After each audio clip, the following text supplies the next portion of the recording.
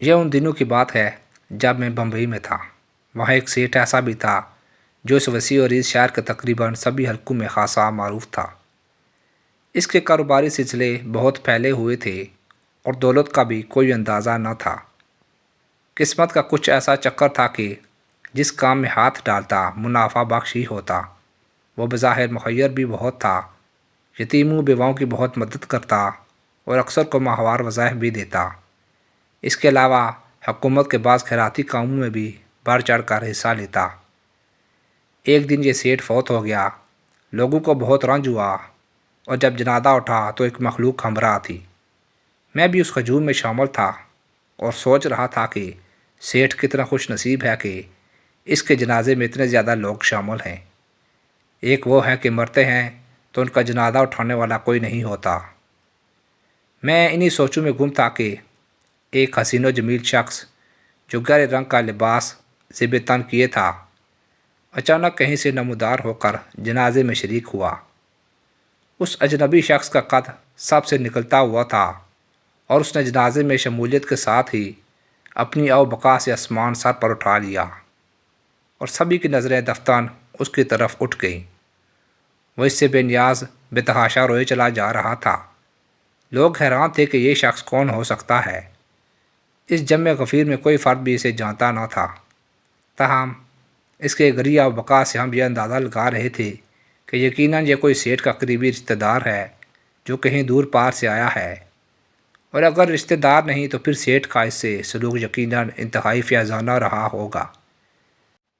غرض یہ کہ جنازے میں شامل ہر شخص اپنے طور پر اس کی غیر معمولی غم و تکلیف کی توجہ گڑھ کے مطمئن ہو گیا۔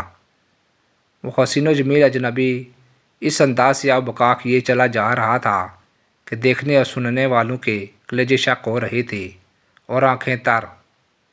جنازہ جب قبرستان پہنچا تو اس نے تدفین میں بھی انتہائی دل سوزی اور گریہ وزاری سے حصہ لیا۔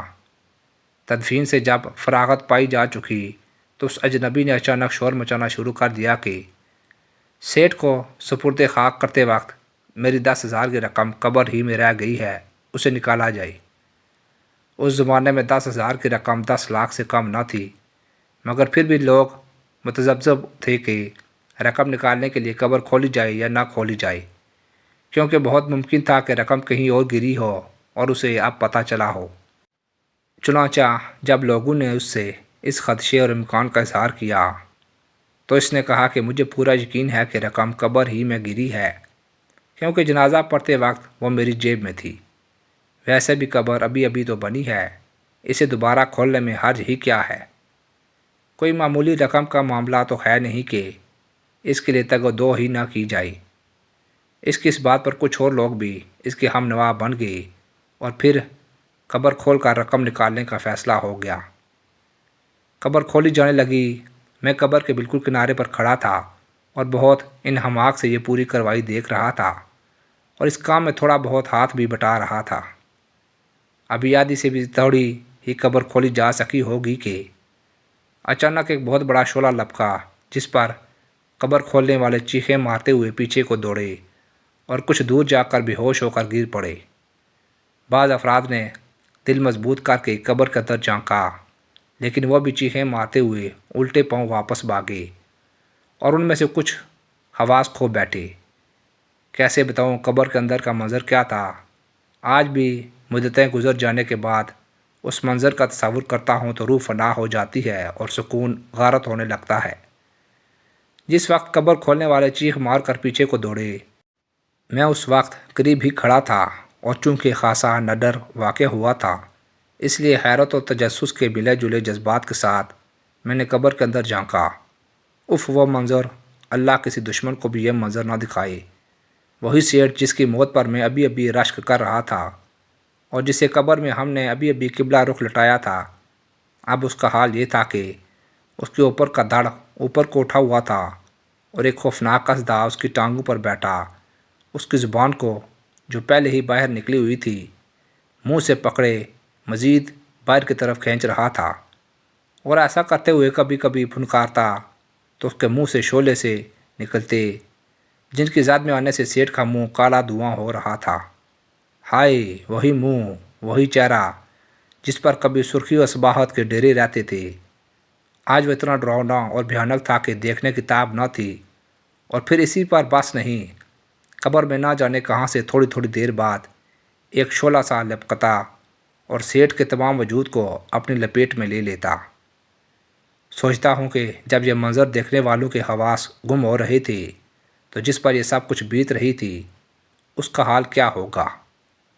میں جو اپنے آپ کو خاصے مضبوط دل اور اعصاب کا مالک سمجھتا ہوں، وہ منظر بمشکل ہی ایک نظر دیکھ سکا اور پھر مارے خوف اور گھبراہٹ کے پیچھے ہٹ آیا۔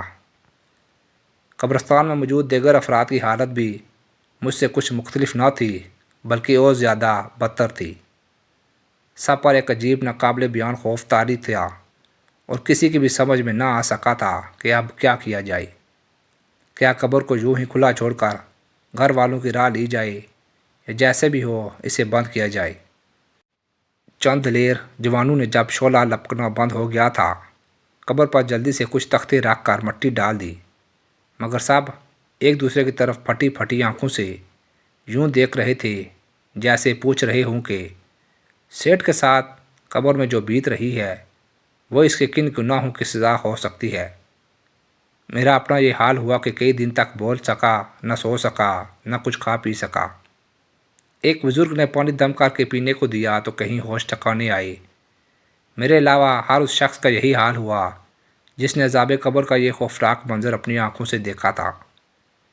بہت دیر بعد ان لوگوں کی حالت نارمل ہوئی، مگر اس واقعے کا انتہائی حیرت انگیز پہلو یہ تھا کہ قبر کھلنے کے فوراً بعد وہ انتہائی حسین و جمیل اجنبی کہ جس کی رقم گم ہونے کی دہائی دینے پر قبر کھولی گئی تھی کہیں نظر نہ آیا۔ قبر بند کیے جانے کے بعد قبرستان میں بھی اسے ہر طرف ڈھونڈا گیا، مگر وہ وہاں ہوتا تو ملتا۔ جس طرح وہ جنازے میں شرکت کے لیے اچانک کہیں سے نمودار ہوا تھا، ویسے ہی اچانک گم ہو گیا، مگر ہمارے ذہنوں میں بے شمار سوالات کو جنم دے گیا۔ وہ کون تھا؟ کہاں سے آیا تھا؟ کیا وہ اللہ کی طرف سے کوئی فرشتہ تھا جو اللہ تعالیٰ نے اپنی مخلوق کو خواب غفلت سے جھنجھوڑنے اور عذاب آخرت پر ان کا یقین پختہ کرنے کے لیے اس طریقے سے بھیجا تھا، اور اس نے رقم کے گم ہونے کا صرف بہانہ کیا تھا تاکہ اس طرح قبر کھلوا کر اندر کا منظر ان آنکھوں کو بھی دکھا سکے جن پر غفلت و مدہوشی کے پردے پڑے ہوئے ہیں۔ حقیقت کیا تھی یہ اللہ ہی بہتر جانتا ہے۔ میں تو آج تک اس بات پر حیران ہوں اور میری سمجھ میں بھی نہیں آتا کہ وہ شخص کون ہو سکتا تھا۔ اللہ کی باتیں اللہ ہی جانے۔ اللہ تعالی ہمیں اس واقعے سے سبق سیکھنے کی توفیق عطا فرمائے، آمین یا رب العالمین۔